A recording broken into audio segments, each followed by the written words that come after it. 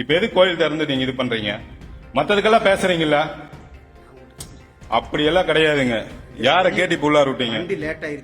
ஐயா, கோயில் சாத்தியாச்சு, கோயில் சாத்தியாச்சு. என்ன அட்ஜஸ்ட் பண்ற? நாங்க உள்ளார் நின்று வாசிக்கிறது உங்களுக்கு அவ்வளவு தடவை ஒரு நாள் ஒருத்தர் சொன்னா நீங்க இது பண்றீங்கல்ல.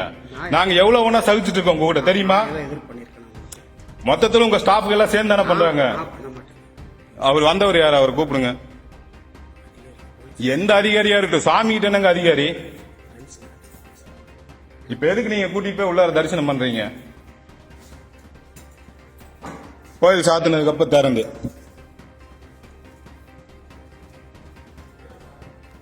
சார், இது என்ன ரூல்ஸுங்க சார்? நாங்க ஒரு ரெகுலரா வழிபாடு பண்ண வரவங்க ஒரு நாள் உள்ளார எல்லாத்துக்குமே ஆகமம் பேசுறீங்க சார். நீங்க வம்சம் இங்க வாங்க. என்னத்த விடுறீங்க நீங்க? ஏதோ ஒண்ணு அப்படி விடுறீங்களா? வாய்ப்பு கிடைச்சா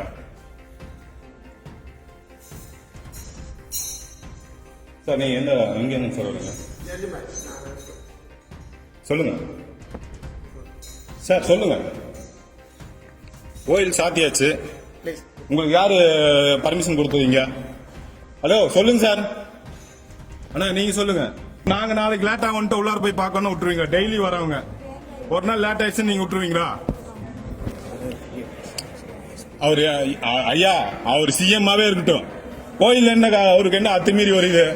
அப்படி இருக்கிறவருக்கு அந்த தகுதி வேணும்ல. அவர் என்ன, அவர் பேர் என்ன சொல்லுங்க ஐயா. விடுறதெல்லாம் கிடையாது சரிங்களா?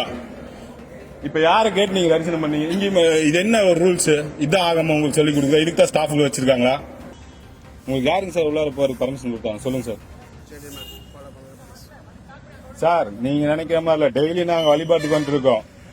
அவ்வளவு இடையூறு பண்ணிட்டு இருக்காங்க. நீங்க பாட்டுக்கு வந்து கோயில் சாத்துக்கு அப்புறம் திறந்து போய் தரிசனம் பண்ணிட்டு போறீங்க. கொஞ்சம் முன்னாடி வர்றது நீங்க அதிக யார வேணா இருங்க. உங்களுக்கு உள்ளார போய் பாக்குறதுக்கு பர்மிஷன் கொடுத்தது யாரு சார்? நீங்க சொல்லுங்க கண்டிப்பா.